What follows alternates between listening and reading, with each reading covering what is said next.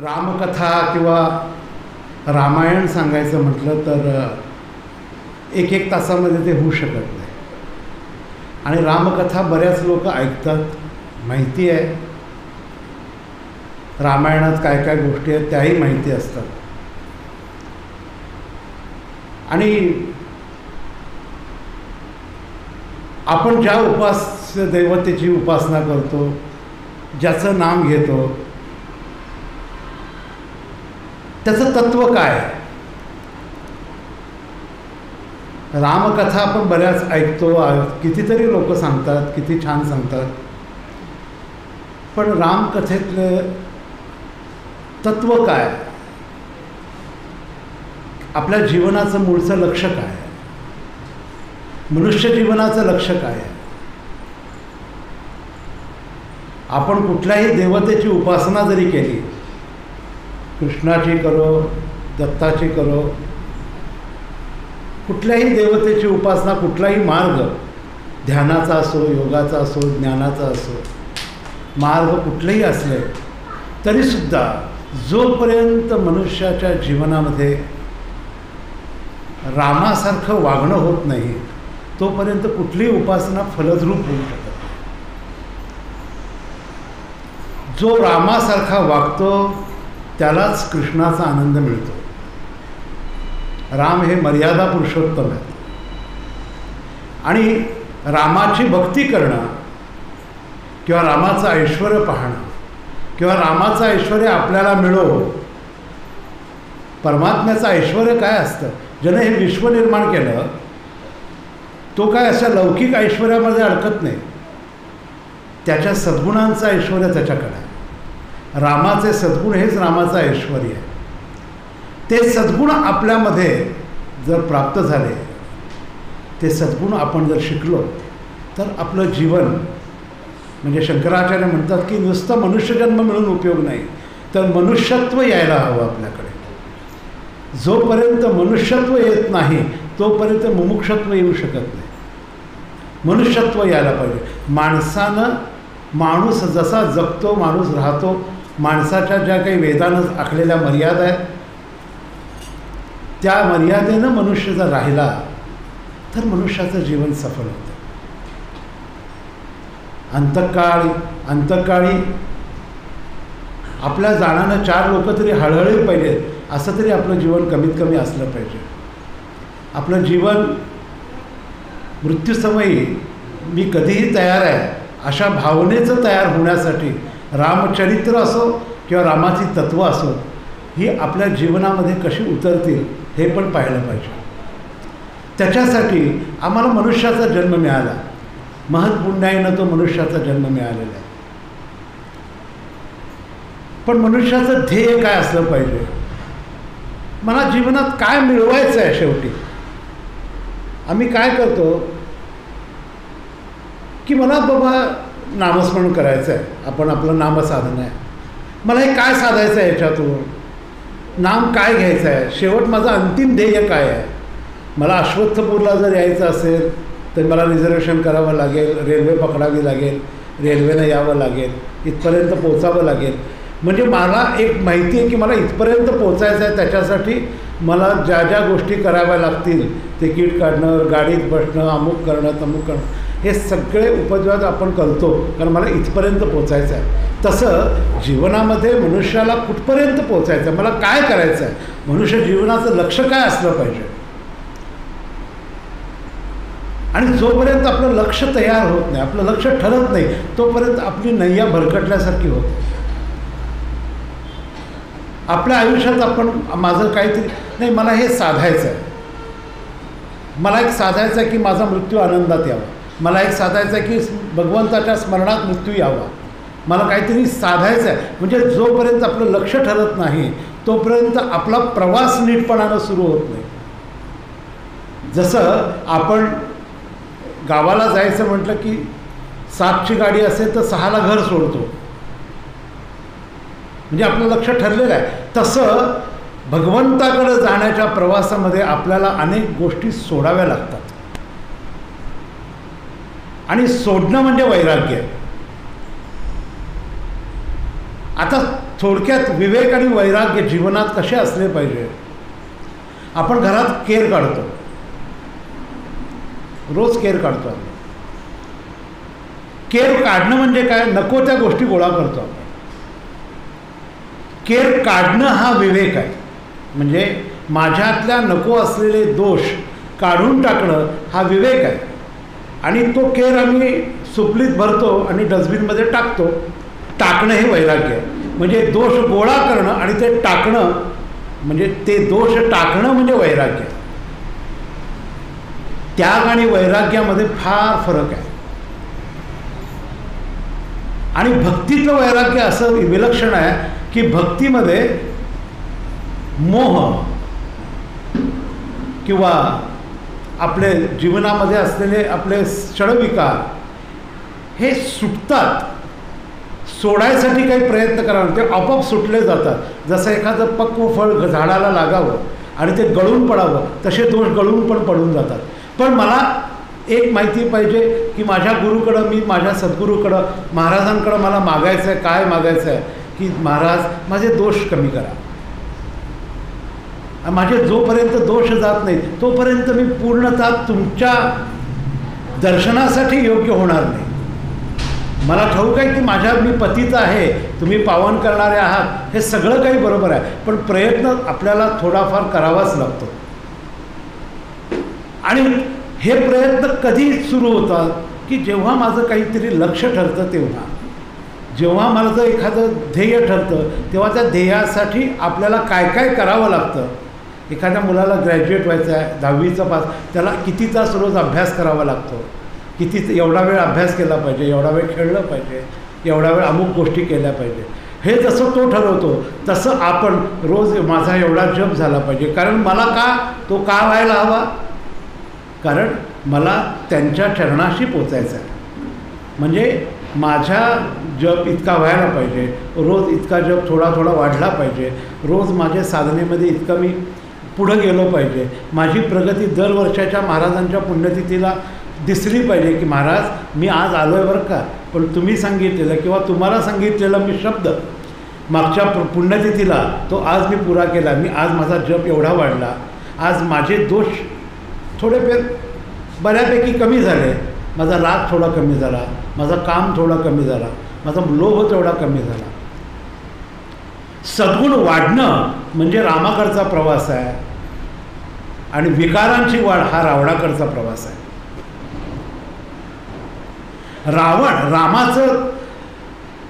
रामरायाचा अवतार हा रावणाला मारण्यासाठी नाही झालेला. भगवंताला राक्षसांना मारायला अवतार नाही घ्यावा लागत. राम काय अयोध्येत बसून सुद्धा मारू शकले असते त्यांना. पण विश्वाला शिकवण द्यायची होती की समाजातल्या आमच्यासारख्या लोकांच्या मनामध्ये असलेला जो रावण आहे, काम रावण आहे, मोह रावण आहे, लोभ रावण आहे, त्या रावणाला मारायचं आहे. म्हणून रामरायाचा अवतार आहे. आमच्या मनातला जो रावण आहे त्या मनातल्या रावणाला मारण्यासाठी भगवंताचा रामाचा अवतार आहे. रावणाला मारायला कशाला अवतार घ्यावा लागेल? रावणाला मारणं तर निमित्त आहे. पण माणसानं जीवनामध्ये सरळ वागलं, सद्गुण घेऊन वागलं, चांगलं वागलं, नीतिमान जीवन जर स्वीकारलं तर मनुष्य राम होऊ शकतो, त्याचं घर अयोध्या होऊ शकते. हे रामायण शिकवतं. आणि आपल्याला हा जो सुंदर देह दिला आहे बघा, एक आपण समाजात आपण बाहेर हिंडतो, एकेकांची अवस्था बघितली की आपल्याला वाटतं की अरे काय आहे. एकेकांना पाय नसतात, एकेकांना डोळे नसतात, एकेकांना हात नसतात, बऱ्याच गोष्टी असतात. आपल्याला तर छान दिलेलं आहे सगळं. मग या देहाचा उपयोग काय आहे? तर देह हे रामाच्या साक्षात्कारासाठी वापरणारं साधन झालं पाहिजे. या देहाचा उपयोग गुरुदेव रानडे एक दिवस म्हणाले, गुरुदेव असे होते. गुरुदेवांचं वय साधारणतः 62 वर्षापर्यंत गुरुदेव जगले. 62व्या वर्षी देह ठेवला. 62 वर्षातले 57 वर्ष रोज आजारी होते ते.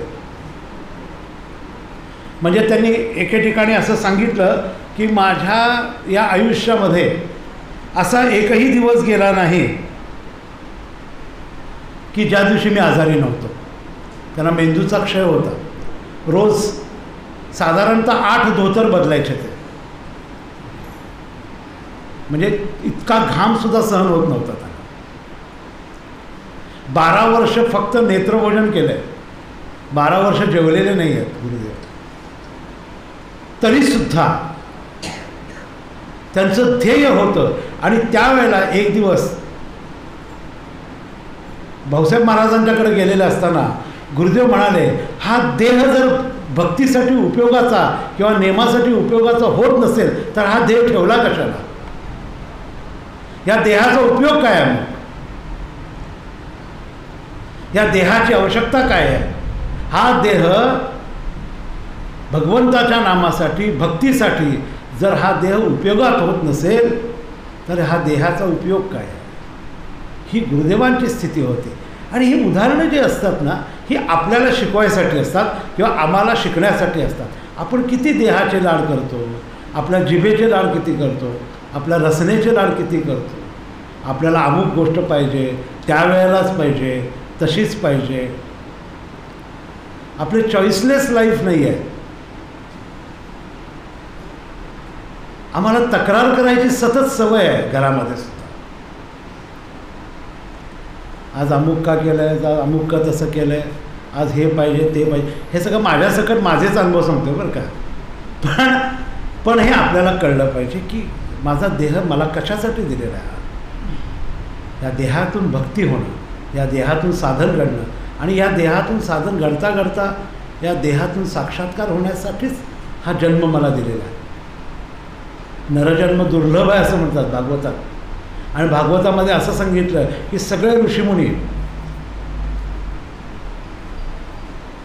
पृथ्वीवर मनुष्य अवतार ग्रहण यावा ह्याच्यासाठी प्रार्थना करायला गेले. त्यांना विचारलं तुम्हाला मनुष्याचा जन्म कशासाठी पाहिजे? तर त्यावेळेला ऋषीमुनी म्हणाले की मनुष्याचा जन्म का आहे, किंवा त्या वरच्या देवता म्हणाल्या मनुष्याचा जन्म आम्हाला का पाहिजे? कारण मनुष्याच्या जन्मातच भगवंताचं नाम घेण्याची सोय आहे. वरच्या देवतांना नाम घेण्याची सोय नाही आहे. त्यांना फक्त पुण्याही वापरता येते, पुण्याही वाढवता येत नाही. म्हणजे बॅलन्स वापरता येतो, वाढवता येत नाही. पण मनुष्याचा जन्म असा आहे तो वापरूही शकतो आणि वाढवूही शकतो. हा इतका सुंदर जन्म आम्हाला मनुष्याचा दिला. आणि ह्या मनुष्य जन्माचं ध्येय, मनुष्य जन्माचं लक्ष भगवंताची प्राप्ती हेच असलं पाहिजे. हे आपल्या जीवनाचं परमकर्तव्य आहे. सगळ्या जीवनाचं परमकर्तव्य असेल तर गुरुनं दिलेली साधना नियमानं, निष्ठेनं आणि प्रेमानं करणं हेच परमकर्तव्य आहे. माझं जगातलं पहिलं कर्तव्य काय आहे? माझा स्वात्म उद्धार, माझा उद्धार करणं. प्रपंच नंतर आहे. आणि जो स्वतःच्या उद्धाराच्या मागं लागतो त्याचा प्रपंच आपोआप होतो. आम्ही जेव्हा प्रपंच करायचा प्रयत्न करतो तेव्हा तो होत नाही नीट.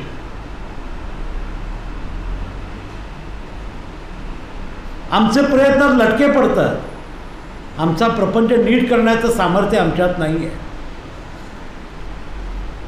जर त्यांना धरलं तर तो नीट होतो. पण त्यांना सोडलं, त्यांचं विस्मरण झालं. विस्मरण हे महाराज म्हणायचे की भगवंताचं विस्मरण हे मोठं पाप आहे. विस्मरण झालं, आठवतो ब्रह्म ना आठवतो भवभ्रम, असं एकनाथ महाराजांच्या भागवतामध्ये सांगितलं. आठवतो ब्रह्म, जोपर्यंत भगवंताचं नामाचा आठव आहे तोपर्यंत भगवंत साक्षात जवळ आहे. त्याचा विसर पडला की तो दूर जातो. याद है तो आबाद है, भूल गया तो बर्बाद है. जोपर्यंत आठव आहे तोपर्यंत आबादी आहे. म्हणून आपला जो ओढा आहे, आपला प्रपंच होत असतो. प्रपंचाला परमार्थासाठीच प्रयत्न लागतात, प्रपंचासाठी प्रयत्न नाही करावे लागत. प्रपंचात हा प्रारब्धाच्या अधीन असलेली गोष्ट आहे. माझा जन्म कुठं यावा, मी कुणाच्या पोटी जन्माला यायला पाहिजे, माझे आईवडील कोण असले पाहिजे, माझे शिक्षक कोण असले पाहिजे, माझे मित्र कोण, माझी पत्नी कोण असलं पाहिजे, ह्यातली कुठलीही गोष्ट माझ्या हातात नाही आहे. महाराज म्हणाले मनुष्याला स्वातंत्र्य किती आहे, तर म्हणाले तुम्ही पुण्याहून मुंबईला निघालात की त्या ज्या बोगीमध्ये तुम्ही बसलेला असता त्या बोगीत मुंबईच्या दिशेकडं किंवा पुण्याच्या दिशेकडं तुम्ही फक्त जाऊ येऊ शकता, इतकं स्वातंत्र्य आपल्याला असतं. किंवा एखादा मनुष्य खोलीत एका राहत असेल तर तो आज ह्या कोपऱ्यात झोपेल आणि उद्या त्या कोपऱ्यात झोपेल, एवढं स्वातंत्र्य आहे. खोली सोडता येत नाही त्याला, खोली सोडण्याचं स्वातंत्र्य नाही. म्हणजे आपल्या हातात फार कमी गोष्टी आहेत. आणि आम्हाला काय झालं की आपल्याला कमी गोष्टी हातात असून माहिती आहे की आपल्या हातात काही नाही, तरीसुद्धा आपण तो नीट व्यवस्थित करण्याचा प्रयत्न करतो आणि त्या प्रयत्नामध्ये आम्ही दुःखी होऊन जातो. प्रयत्न करू नये असं नाही म्हणाले, प्रयत्न जरूर करावा, पण त्याची इच्छेवर आपण तो सोडावा. मी प्रयत्न केले, होईल की नाही ती तुझी इच्छा, त्याच्या इच्छेचं सामर्थ्य.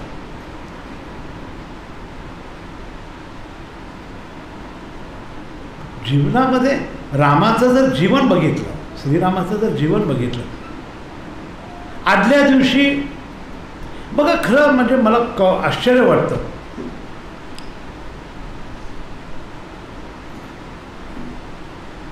आदल्या दिवशी ज्यांचा राज्याभिषेक होणार आहे, वसिष्ठांनी डिक्लेअर केलेलं आहे की उद्या रामाचा राज्याभिषेक होणार आहे. सगळे अतिशय आनंदात आहे. अयोध्या नगरी आनंदामध्ये, कौसल्या माता आनंदात आहे. कौसल्यानं आपल्या दासीला एक गळ्यातला सोन्याचा हार काढून दिलेला आहे. बघा कसं प्रारब्ध येतं आडवत. तिनं आपल्या रत्नजडीत हार त्या दासीच्या गळ्यात घातला आणि आपल्या बऱ्याच दासींना उत्तम उत्तम तिनं आहेर देऊन टाकला. ती दासीला ते मिळाल्यानंतर त्याला इतका आनंद झाला. त्या आनंदाच्या भरात त्या महालातून चालत असताना बरोबर समोरून मंथरा आली. मंथरा म्हणाली, अगं तू इतक्या आनंदात कुठं निघालीस? म्हणाले, मी आज फार आनंदात आहे. आज कौसल्या मातेनं मला हा रत्नजडीत हार दिलेला आहे. रत्नजडीत हार का दिला तुला? अगं उद्या रामाचा राज्याभिषेक आहे ना, राम उद्या सिंहासनावर बसणार, राम उद्या अयोध्येचा राजा होणार आहे. मंथरेला असं वाटलं की तिला दिलंय, मी कैकेयीची दासी आहे, मला मिळालेलं नाही आहे. हा एक तिच्या मनामध्ये तो एक कुभाव पहिल्यांदा आला. म्हणून ती कैकेयीकडे गेली, रडायला लागली. रडून रडून मूर्छा आली. कैकेयी म्हणते, का रडतेस तू? काय झालं तुला? कारण ती त्या कैकेयीच्या माहेरची होती. मंथरा ही कैकेयीच्या माहेरची होती लहानपणापासून.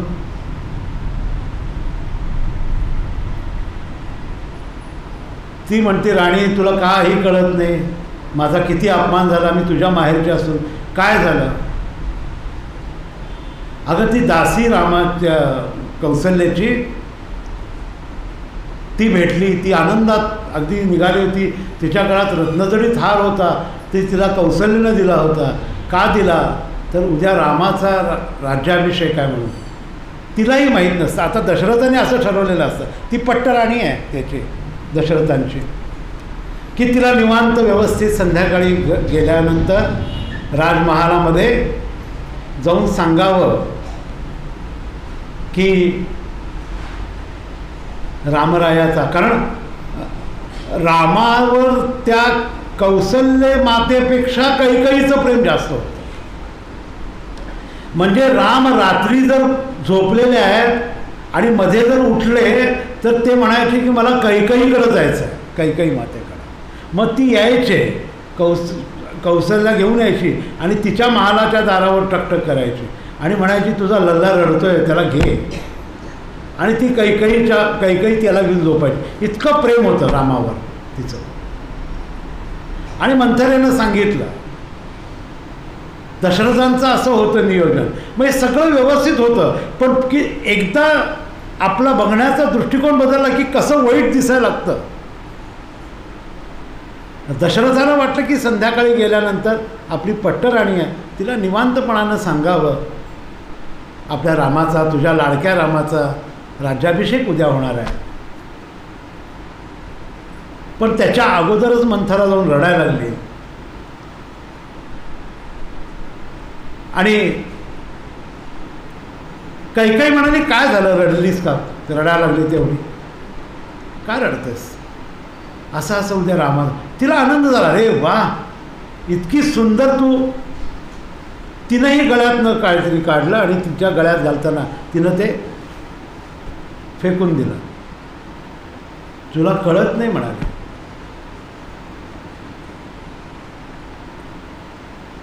विचार कर काही काय विचार. भरत इथं नसताना, शत्रुघ्न इथं नसताना एवढ्या घाई गडबडीत रामाचा राज्याभिषेकाची दिवंडी पेटवायचं काय कारण होतं. तरीसुद्धा तिला काही तसं वाटलं नाही. बघ कौशल्यालाच आधी कळालं, तुला कसं कळावलं नाही आधी, तुला का मग बाजूला घेतलं.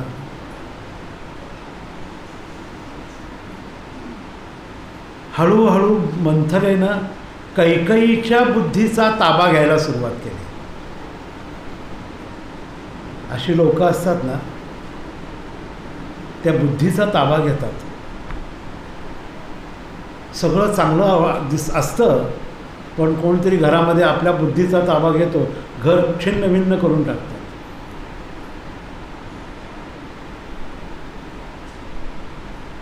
म्हणून कुणाही विषयी कुणालाही वाईट कधी सांगू नये.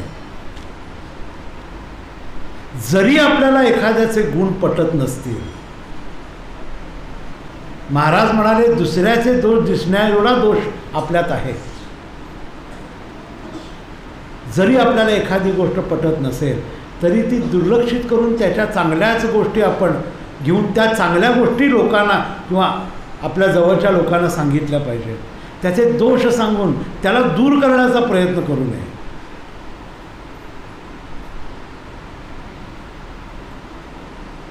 जर आपण त्याचे दोष सांगितलं तर कैकईच्या बुद्धीत आणि आपल्या बुद्धीत फारसा फरक नाही आहे.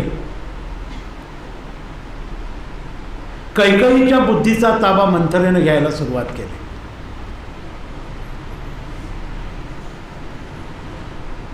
हळूहळू कैकई पट्ट्यात यायला लागली तिच्या.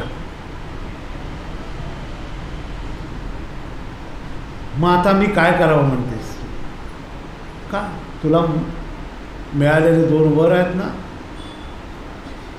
मागून घे. ते वर वगैरे माहीत आहेत आपल्याला काय. आपल्याला विषय कुठे आहे तो, तर जीवनामध्ये कशी प्रारब्धाची गती कशी बदलते तो आहे. आणि तिनं रामासाठी वनवास आणि भरतासाठी राज्य मागून घेतलं दशरथ खूप. आणि कैकईला रामरायाला जेव्हा सकाळी उठल्यानंतर नमस्कार करण्यासाठी तो दशरथांच्या महालात गेल्यानंतर दशरथ दिसले नाहीत. दशरथ तर झोपलेले होते. सुमंतांनी दशरथ झोपलेत म्हणून सांगितलं. कैकई तिथे नव्हती. कैकई कुठं आहे तर ती कोपभवनामध्ये आहे. अयोध्येमध्ये कोपभवन होतं. आणि त्या कोपभवनात कधी जायचं, जेव्हा एखाद्याला अतिशय राग आला असेल तरच त्या कोपभवनात जायचं. पण अयोध्येच्या सगर, दिलीप, अंशुमान हे जेवढे रघु हे जेवढे काही राजे झाले दशरथापर्यंत, त्यापैकी कुणीही कोपभवनाचा आजपर्यंत वापर केला नव्हता. तो पहिल्यांदा कैकईनं केला. ती कोपभवनामध्ये होती. रामाने निरोप पाठवला. कैकई बाहेर आली. दशरथांची अशी अवस्था होती. रामाला काय झालं आई, काय झालं. बाबा असे काय, तुला काय झालंय, तुझे डोळे का सुचले, तुला काय झालं? ती म्हणते रामा काय सांगू, त्यांची इच्छा अशी आहे भरताला राज्य मिळावं. तो एवढंच होय, या दुःख करण्यासारखं कारण काय? भरताला राज्य मिळणं, तो राज्य मिळाल्यानंतर माझ्यापेक्षा जास्त आनंद कुणाला होईल? माझा भाऊ भरत बसतोय, अजिबात आई नाही, भरतालाच राज्य मिळू दे, भरतालाच राज्याभिषेक होऊ दे.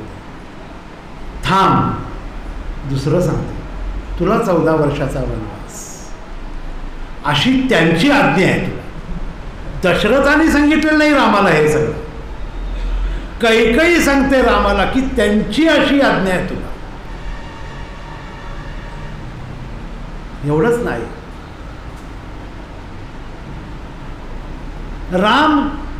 रामाना राज्याभिषेक होणार आहे हे कळल्यानंतर रामाला जेवढी प्रसन्नता होती तेवढीच तुला 14 वर्षाचा वनवास दिलाय त्या वेळेला सुद्धा तेवढीच प्रसन्नता होती.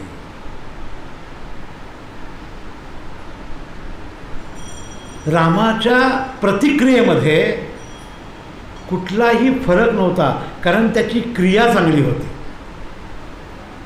आपलं जीवन हे प्रतिक्रियात्मक आहे, रामरायाचं जीवन हे क्रियात्मक जीवन आहे.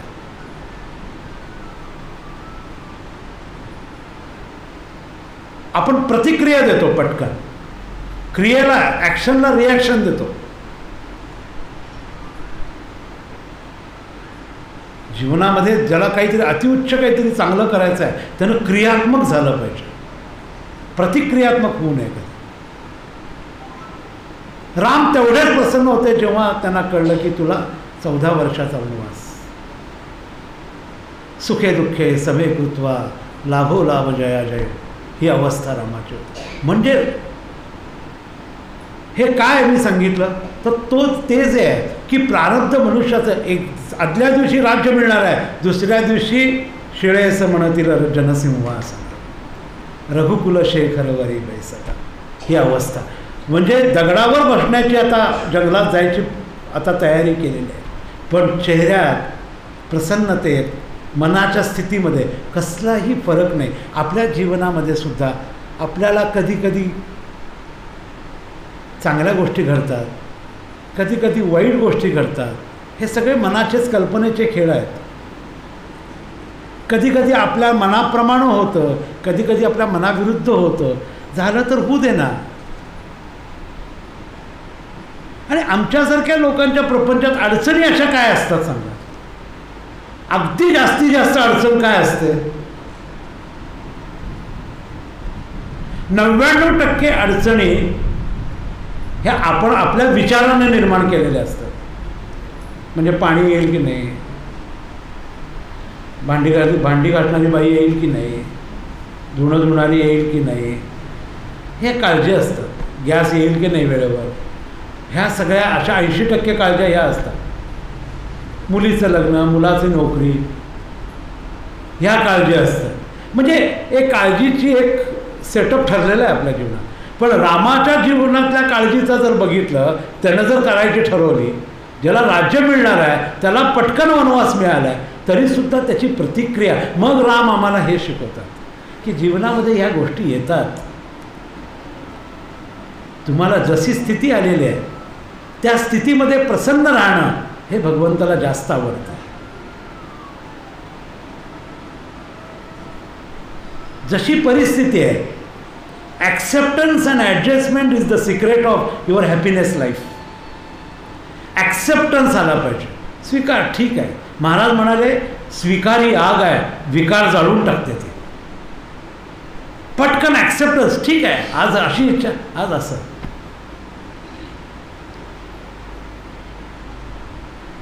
हा ॲक्सेप्टन्स, आणि हे शिकायचं आहे. म्हणून आपलं ध्येय जेव्हा ठरतं, मनुष्य जीवनाचं लक्ष जेव्हा ठरतं, तेव्हा लक्ष ठरवताना आपल्या जीवनामध्ये अनेक प्रकारच्या गोष्टी, अनेक प्रकारचे. आणि एक आहे की जो हुशार विद्यार्थी आहे त्याला अवघड पेपर येतात. जेवढं दुःख, जेवढ्या अडचणी जास्त, लक्षात ठेवायचं महाराजांचं आपल्याकडे जास्त लक्ष आहे आता. महाराज आपल्याला बहुतेक तयार करायला लागलेत आता. जेवढ्या जास्त अडचणी, जेवढा प्रपंच गोड वाटायला सुरुवात होतो, महाराज म्हणाले ते अतिशय धोकादायक असतं. अतिसुखाचा प्रपंच हा फार धोकादायक म्हणाला, कारण रक्तातली साखर पटकन कळत नाही. अडचणी यायला लागले की समजावं म्हणाले पेपर जरा अवघड आला. म्हणजे मला मी पहिलीतून आता बहुतेक दुसरीमध्ये गेलेलो आहे, जरासा अवघड पेपर.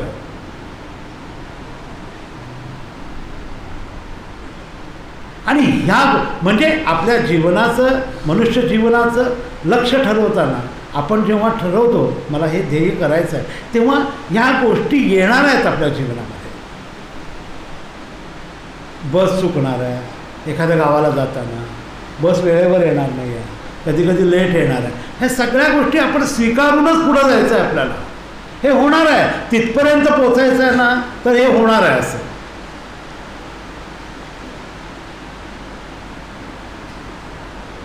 आपण त्रागा करून घेऊन त्या गोष्टीला वाढवत बसतो. सखे नेहुरगावकर होते ना, ज्यांनी सोनोपंतांचं चरित्र लिहिलं. सखे नेहुरगावकर फार छान, मला ते त्यांचं खूप आवडतं. सखे नेहुरगावकर ऑफिसला जाताना एक दिवस बसस्टॉपवर उभारले होते, पुण्याच्या PMTच्या बसवर. बस येत नव्हती लवकर. बाजूचा मनुष्य म्हणाला, काय हे PMTवाल्यांना कळत नाही, वेळेवर आणत नाही, हे झालं ते झालं ते झालं. 3 बसेस 4 बसेस तशाच गेल्या न थांबता भरून. नेहुरगावकर आपलं शांत उभारले. तो काय म्हणाला, तुम्हाला यांचा राग येत नाही का हो? ते म्हणाले नाही. का?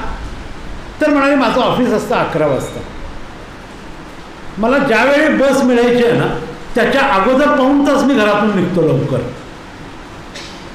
की 2-4 बसेस चुकणार आहेत हे समजून, हे ॲक्सेप्ट करूनच मी घरातून निघतो. मग कर्मधर्म संयोगानं एखादी बस थांबली आणि मला मिळाली तर मी लवकर ऑफिसमध्ये जातो आणि ऑफिस सुरू होतोपर्यंत भगवंताचं नाम घेतो. तेवढा वेळ मला नामाला महाराज देतात. त्यामुळं मी शांत असतो. मला कशाला रागवायचं. म्हणजे कसं काय, आपण हा खेळ आहे. महाराज म्हणाले ना, प्रपंच खेळायचा मानावा. हा खेळ आहे.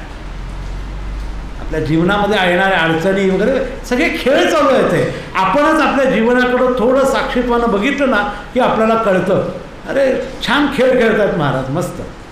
आणि त्याच्या पुढचा समोरचा भिडू महाराज आहे. आणि तो खेळ चालला, एक सोंगटी इकडे एक सोंगटी तिकडं असाचा. एक डाव तुमच्यावर एक डाव माझ्यावर. खेळ आहे. महाराज म्हणाले एवढंच खेळा, खेळाच्या मर्यादा पाळून खेळा. खेळ डोक्यात जर आपण घेतला तसा प्रपंच डोक्यात. एक म्हणाले ग्वाल्हेरला एक भटजी होता, तो बुद्धिबळ खेळायचा लेखाचा. आणि तो इतका सुंदर बुद्धिबळ खेळायचा. एक दिवस 3 दिवस डाव सुटला नाही त्याचा. 4थ्या दिवशी तो विचार करत करत बसला होता कसा डाव सुटेल. एक सोंगटी हलवली आणि तो हरलो म्हणून त्याला नदी विहिरीत उडी मारून जीव दिला. म्हणून प्रपंचाला कंटाळून जेव्हा आपण एखादी गोष्ट, हे नाही आत्महत्या वगैरे नव्हे, पण प्रपंचाला कंटाळून आपण जर इकडं आलो असू, प्रपंचाला कंटाळून आपण गोंधळलेला जात असू, तर त्या भटजीसारखीच आपली अवस्था आहे.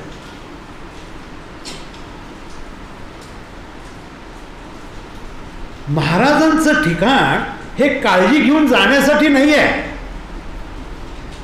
रावसाहेब सहस्त्रबुद्धे म्हणाले, गुरुकडे जाताना अभ्यास करून जावं. अभ्यास केल्याशिवाय गुरुला तोंड सुद्धा दाखवू नये कधी.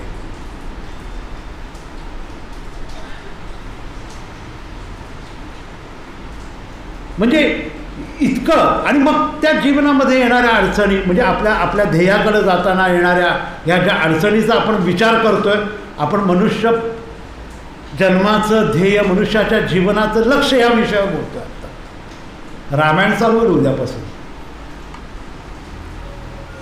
पण लक्ष काय असलं पाहिजे. आपलं लक्ष जोपर्यंत कळत नाही किंवा आपल्याला ते आकलन होणार नाही तोपर्यंत आपल्याला नेमकं कळणार नाही की सत्संग रामायणाचा करायचा आहे का नाही.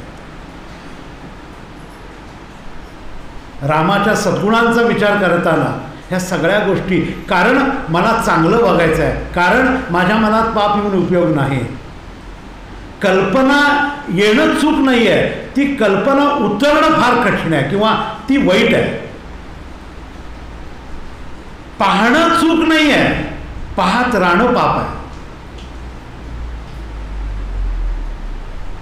पाहणं काही चूक नाही आहे, पण पाहत राहणं पाप आहे. तो विवेक, कारण मी ज्याचं नाव घेतो त्याला शोभेल असं माझं वागणं पाहिजे. मी रामाचं नाव घेतो तर मला रामाला शोभेल असं माझं वागणं पाहिजे. कारण ज्याचं नाव घेतो तोच मी आहे. महाराज बळवंतराव मलोडीकरांना म्हणाले ना, बळवंतराव, जे नाम मी तुम्हाला दिलेलं आहे ते नाम मी दिलं नसून ज्याचं नाम तुम्ही घेता त्यानं दिलं आहे असं समजा. म्हणजे मीच राम आहे हे सांगणं आहे. मग ते सांगताना गुरु जेव्हा अनुग्रह देतो म्हणजे नेमकं काय करतो म्हणाले, तर तो दत्तक घेतो आपल्याला. दत्तक घेऊन आपलं नाव बदलतो आणि तो कानात सांगतो की हे नाव तुझं आहे. कुठलं नाव? जे नाम मी तुला दिलेलं आहे ते तुझं खरं स्वरूप आहे. तुला रामनाम दिलं आहे म्हणजे रामाचं स्वरूप आहे तुझं. मग रामाचे गुण माझ्यात उतरणं हे त्याचं फल आहे. आणि त्या रामाच्या सद्गुणांचा विचार आपल्याला करायचा. म्हणून ही रामाची भक्ती, रामाचं प्रेम किंवा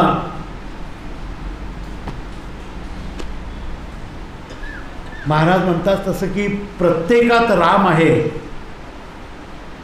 असं समजून लोकांशी व्यवहार केला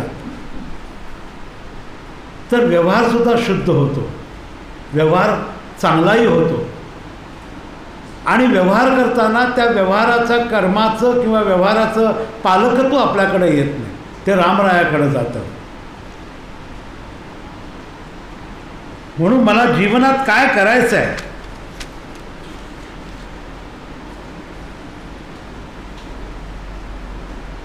की आपल्याला रामाच्या मर्यादा शिकायच्या आहेत, रामाचे सद्गुण शिकायचे आहेत. आणि रामाचे सद्गुण अनंत आहेत, कारण तो साक्षात परमात्मा आहे, पण मनुष्य अवतारात एवढ्यासाठी तो आलेला आहे की त्याच्याकडं बघून त्याचं अनुकरणीय जीवन अनुकरण करावं. कृष्णासारखं अनुकरण करू शकत नाही आपण. कृष्णाचं जीवन अनुकरणीय नाही आहे.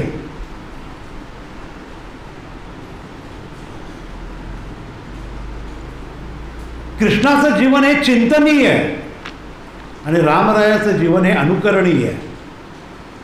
त्याचं अनुकरण करू शकतो आपण. त्याचे दिव्य सद्गुणांचा आपण अभ्यास करायचा आहे 3-4 प्रवचनामध्ये. रामाचे सद्गुण कुठले आहेत तर रामाची मातृपितृभक्ती आहे, रामाचं बंधुप्रेम आहे, रामाचा संयम आहे, रामाची सरळता आहे, रामाचा सदाचार आहे, रामाचं एकपत्नी व्रत आहे, रामाचं एकवचन आहे, रामाची उदारता आहे, रामाची शरणागत वत्सलता आहे, रामाचा विनय आहे, रामाची मधुरता आहे. ही तत्व रामाची आहेत. आणि असे अनेक प्रकारचे दिव्य सद्गुण रामाचे आहेत. म्हणून वाल्मिकीने एका ठिकाणी सांगितलं की नारदांना जेव्हा वाल्मिकी ऋषी झाले, त्यांनी रामायण लिहिलं, ते काव्यरूपात प्रसारित केलं. आणि जेव्हा त्यांचे गुरु आले म्हणजे नारद. तेव्हा गुरुदेवाला त्यांनी एक प्रश्न असा विचारला नारदाला की हे गुरुवर, मला एका प्रश्नाचं उत्तर द्या.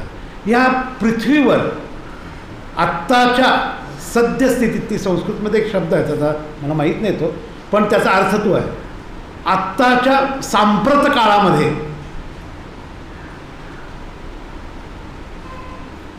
सर्वश्रेष्ठ पुरुष कोण आहे? विश्वामित्र राम आणि लक्ष्मणाला जेव्हा घेऊन गेले ना, त्राटिकेचा वध केला आणि ते जानकीचा विवाहापर्यंत ते रामाबरोबर होते, तेव्हा रामरायांना, जेव्हा वाल्मिकींना माहिती, विश्वामित्रांना माहिती होतं की प्रत्यक्ष राम म्हणजे काय आहेत, कोण आहेत ते, प्रत्यक्ष परमात्मा आहे, सगळं माहिती होतं त्यांना. जेव्हा राम तिथे झाडाखाली किंवा झोपडीत झोपायचे तेव्हा विश्वामित्र सकाळच्या पहाटेच्या संध्येला उठवायचे स्नानासाठी. तेव्हा म्हणायचे उत्तिष्ठ नरशार्दूला, ते आहे ना उत्तिष्ठम नरशार्दूल, ते नरशार्दूल असा शब्द म्हणजे सर्वश्रेष्ठ नरशार्दूल या पृथ्वीवर कोण आहे असं विचारल्यानंतर आत्ताच्या सांप्रत काळामध्ये अयोध्येचा राजा प्रभू श्रीराम हेच या पृथ्वीवरचे सर्वश्रेष्ठ नरशार्दूल आहे.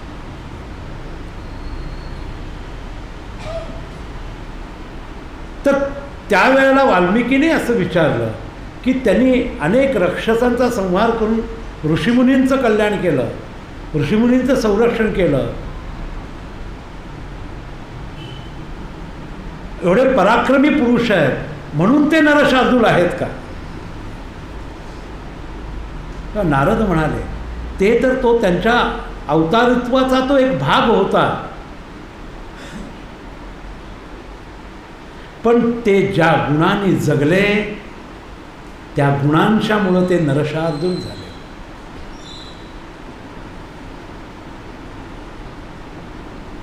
ते गुण त्यांच्यात होते त्यामुळं त्यांच्याकडून अनेक प्रकारचे पराक्रमीही झाले, पण दिव्य सद्गुणाचं भांडार म्हणजे प्रभू श्रीराम आहेत. आणि अशा रामाचं काव्य चरित्र वाल्मिकींनी, नारदांच्या अनुग्रह झाला होता, ते पूर्ण झालेच होते. त्यांना तो एक पक्षी आला आणि त्यांच्यावर ते चोचीतून त्यांनी पहिला स्वर दिला त्यांना आणि त्याच्यातून ते रामायण जन्माला आलं. पण ही वाल्मिकींची जी शंका होती आणि ती जी नारदांनी पूर्ण केली, तर त्या दिव्य सद्गुण म्हणून रामांचा अवतारच त्याच्यासाठी झालेला आहे. रामाने आपल्या जीवनामध्ये किंवा कुठल्याही रामायणामध्ये असं कधीही कुठंही म्हटलेलं नाही की मी परमात्मा आहे. जेव्हा रामरावणाचं युद्ध झालं, युद्ध संपल्यानंतर ब्रह्मदेवासकट सगळं देवतांनी त्यांच्यावर पुष्पवृष्टी केल्यानंतर रामरायाचा जय जयकार केला आणि सगळे देव खाली आले. त्यांनी रामाला साष्टांग दंडवत घातला आणि सांगितलं की प्रत्यक्ष परमात्मा तुम्ही अवतार. राम म्हटले मला माहीत नाही, मी दशरथ पुत्र राम आहे, मी काय तो कोण नाही आहे, मी अयोध्येचा राजा दशरथ त्यांचा पुत्र, ज्येष्ठ पुत्र मी राम आहे, मी भगवान वगैरे कोण नाही आहे, मी देव वगैरे कोण नाही आहे. रामाने स्वतः म्हणजे रामायणामध्ये असा कधीच कुठेही उल्लेख नाही की राम परमात्मा आहेत. रामाचं चरित्र जे दाखवलं आहे ते कारण त्या अवताराचं महात्म्यच त्याच्यासाठी होतं की मनुष्याच्या जीवनातला रावणाला हरवायचं आहे. त्याला आमच्यासारख्या लोकांच्या मनातल्या रावणाचा नाश करायचा आहे. आमच्यासारख्या जीवनामध्ये अनेक प्रकारच्या विपरीत गोष्टी करणाऱ्या जी काही आमची मनोवैचारिक कृती असते त्या कृतीचा नाश करायचा, त्या कृतीरूपी रावणाचा नाश करण्यासाठी रामाचा अवतार आहे. बाकी रावणाचा वध करणं वगैरे हा भाग त्याच्या लीलेचा झाला. तो ती सीता हरवणं, राम अगदी प्रत्येक झाडाला जाऊन मिठ्या मारून माझी सीता पाहिली का हो, सीता पाहिली का हो, ह्या गोष्टी भ्रम निर्माण करतात ना आपल्यात. आणि तो तसा भ्रम त्या सतीच्या मनात सुद्धा झाला होता.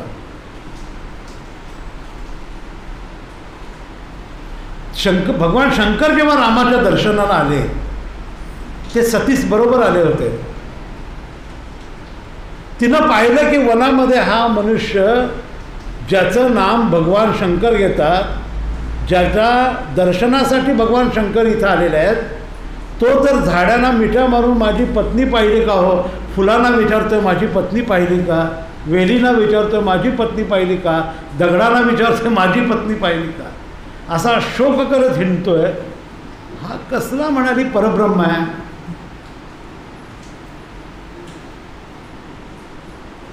असं सतीच्या मनामध्ये शंका आली. आता सतीच्या मनात शंका येणं तर आपल्या मनात येणं हे पण अगदी साहजिक आहे. भगवान शंकर काय म्हणाले ते सगळं त्यांचं जरी असलं वरून, तरी ते परमात्मा आहेत ही माझी खात्री आहे. माझं काही नाही, मी निवांत बसलो, मी नाम घेत बसलेलो आहे. तुला काही परीक्षा घ्यायची असेल तर तू घे.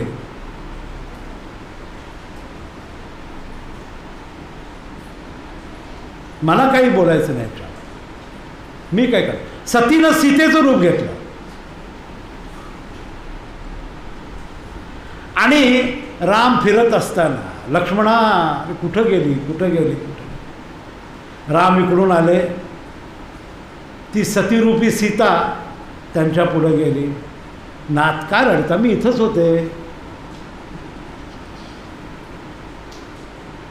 लक्ष्मणाने मला हे केलं, मी ऐकलं नाही, पण मी फार काय संकटात नाही सापडलं, मी इथंच होते. आपण काय रडता, आपण का शोक, चला आपण बघू आपल्या झोपडीकडे जाऊ. रामाने लक्षच नाही दिलं तिच्याकडं. परत दुसऱ्या वाटेनं राम रडतायत. परत ती समोर आली सीता, म्हणजे सतीचं रूप घेतलेली. परत ती काहीतरी सांगते, परत राम दुर्लक्ष करतायत. परत तिसऱ्यांदा पण असं झालं, ती समोर आली आणि ती रामाच्या समोर उभी राहिली आणि अडवलंच तिने. तुम्ही चला बघू आता फार झालं, आपण का शोक करता, आपण असा शोक करू नका. त्यावेळेला राम पटकन म्हणाले, माताजी भगवान शंकर कसे आहेत, त्यांना माझा नमस्कार सांगा. हा हे राम आहे. म्हणजे काय की रामाचं चरित्र जे आहे ना हे असं आहे. इथं काय फारसं बोलता येत नाही, पण आपण लांबून सुद्धा ओळखतो.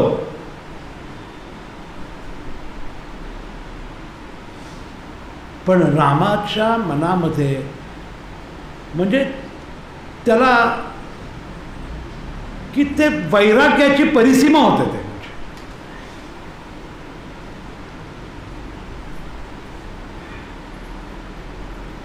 अचल वैराग्य म्हणतात त्याला. असं वैराग्य रामाकडे होतं. म्हणजे ते इतके अशा पद्धतीनं जगले. भरपूर त्या गोष्टी आहेत त्या कदाचित त्या विषयाच्या संबंधीनं ती येतील, पण पुढं काही गुणांच्या मध्ये त्या रामाच्या गोष्टी येतील.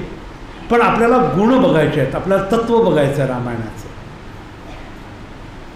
त्याचीही थोडीशी प्रस्तावना आहे. जेवढं काही पाहू आपण, जेवढं काही वाचू किंवा जेवढं काही आपण ऐकू, काहीतरी गुण आपल्यात उतरावेत त्यातले, म्हणजे आपलं जीवन सुखकारक, समृद्ध आणि आनंदपूर्ण होईल. अडचणी येऊ देतात, त्यात काय शंका नाही, ते येणारच आहे. अडचणी, दुःख वगैरे. ब्रह्मानंदांच्या जीवनात किती अडचणी आल्या असतात. इथंच घडलेली ती घटना आहे. ते नारायण भट म्हणून होते, नारायण भट.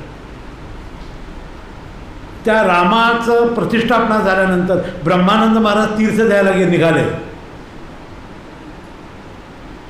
आणि त्या नारायण भटांच्या मनात आलं की ह्यांना कुष्ठ आहे, कोड आहे, ह्यांच्या हातून कसं तीर्थ घ्यायचं.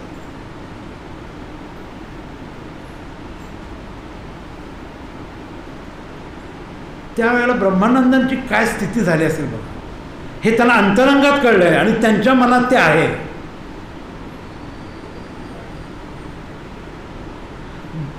ब्रह्मानंद महाराज तीर्थ देत देत गेलंय आणि पटकन त्यांनी त्या दत्तंबटजीनं बोलवलं. न्यू और कोड तीर्थ, तुम्ही द्या तीर्थ त्यांना, मी देत नाही. ब्रह्मानंद महाराज बाजूला उभे राहिले. केवढं लहानपण काय घ्यावं ते, एवढा मोठा सत्पुरुष, पण त्याच्या मनात शंका आहे ना. नाही, त्याचा विचार आहे, माझ्या अपमानाचा विचार नाही आहे. त्याचा अंत करून दुखवायचं नाही आहे. त्याच्या मनात कुठलीही शंका नको आहे, त्याच्या मनात कुठलंही दुःख नको आहे. हा विचार संत करतात.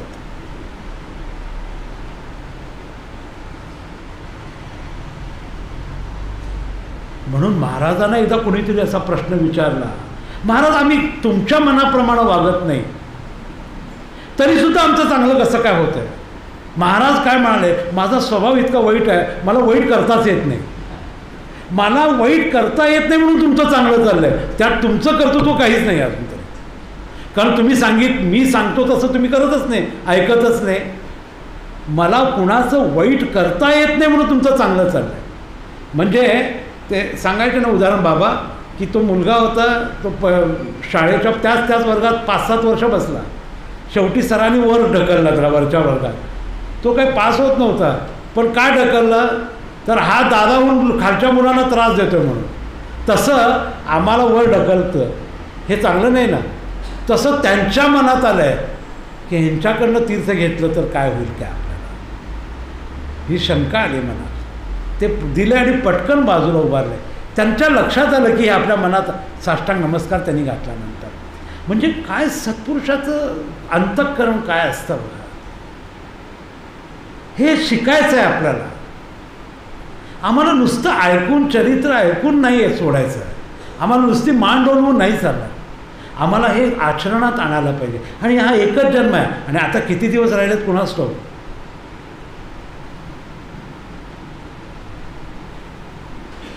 मनासारखं मिळालं नाही, मनासारखं झालं नाही, आपण किती त्रास करून देतो, किती प्रतिक्रिया देतो, किती तक्रारी करतो.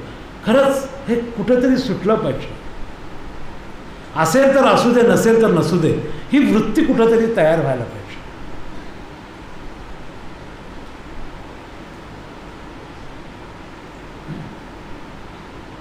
कारण भक्ताच्या विषयी आत्यंतिक प्रेम असणारा परमात्मा येतो. राम पंपा सरोवराकडे जात असताना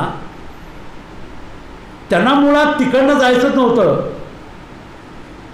ते सरोवराकडं किंवा त्या बाजूला वळले. लक्ष्मणाने विचारलं, इकडं का वळलात तुम्ही दादा? म्हणाले, एक व्यक्ती माझी वाट पाहते. राम येणार आहेत म्हणून म्हटल्यानंतर आजूबाजूच्या आश्रमातले अनेक सत्पुरुष साधू रामाच्या दर्शनासाठी आले आणि रामाना आग्रहानं आपल्या आश्रमात नेण्यासाठी आले. राम म्हणाले, सॉरी, मी येऊ शकत नाही कोणाकडे, मला एकेच ठिकाणी जायचं. ती भक्ती, ती शबरी माझी वाट पाहते. भगवंताला खेचून आणण्याची शक्ती आहे भक्तीमध्ये. त्या शबरीच्या भक्तीत एवढी ताकद होती की भगवंताला झोपडीत यावं लागलं. ती गेली नाही तिथं, पण त्याला यावं लागलं. भगवंत ऋणी होतो अशा भक्तांचा, अशा सेवेनं. म्हणून ब्रह्मानंद महाराज त्या गुत्ती रामायणा म्हटले, अरे मी तुझ्यासाठी जप करतोय 3 दिवस. एका भक्तासाठी जप करतायत महाराज 3 दिवस. 3 दिवसाचं नामस्मरण सप्ताह तुझ्यासाठी. हा,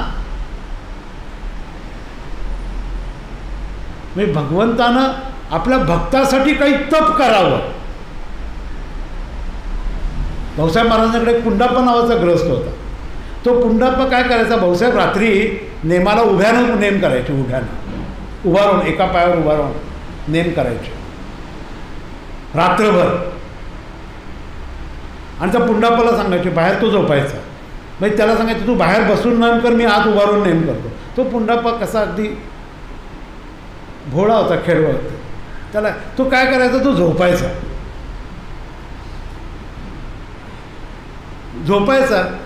महाराज एक दिवस 6 वाजता बाहेर आले, बघितला हा झोपलाय, परत आत गेले आणि 11ला सकाळी बाहेर आले.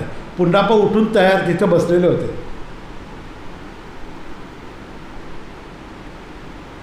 पुंडापा म्हटले महाराज वेळ झाला. अरे तू झोपला, तुझा नेम मला करावा लागला. काय म्हणजे कसं गुरु, काय प्रेम, काय भगवंत, काय प्रेम. ही सगळ्या जे आहेत ना, हे सगळं नुसतं पडून राहिलं तरी ते करतील आमचं, पण त्यांच्या चरणाजवळ पडून राहणं हे पण जमलं पाहिजे. म्हणून हे दिव्य सद्गुण, हे सद्गुण आपल्या अंतरंगात यावेत. आपली वृत्ती अशी कुठंतरी तयार झाली पाहिजे की भगवंतानं कधीतरी येऊन विचारावं, बोल तुला काय हवं आहे, मी तुझ्या घरी आलो, सांग. आपण जाणं हे सर्वसाधारण दर्शन आहे. आम्ही जाणं हे सर्वसाधारण दर्शन आहे आणि त्यांनी येणं हे असाधारण दर्शन आहे. म्हणून महाराज म्हणाले, भाऊसाहेब तुम्ही मला ऋणी केलं.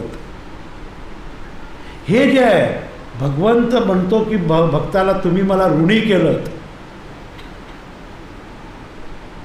तसं आपल्यात ते शक्ती, ते येणं. आणि ते कधी येतील, जेव्हा ह्या सद्गुणांचा विचार करून, जे सद्गुण मला जास्तीत जास्तपणे अभ्यास करून त्याचा चिकाटीनं ते माझ्यात आलेत की नाहीत, माझ्यातले दोष कमी झालेत की नाही, सतत माझं सेल्फ ऑडिट जेव्हा सुरू होईल, रोजच्या रोज रात्री झोपताना, महाराज मी आज हे केलं बरं का, आज हे केलं, आज त्यांना शिव्या दिल्या, आज हे रागवलं, सगळं सांगतो आपण, सांगावं. म्हणजे आपल्याला आपले दोष कळत जातात. आज किती वेळा काय काय आपण चुकलेलो आहे, ते हळूहळू हळूहळू त्या चुका कमी कमी होत जातात. आणि त्या चुका कमी होणं म्हणजे आपली प्रगती होणं.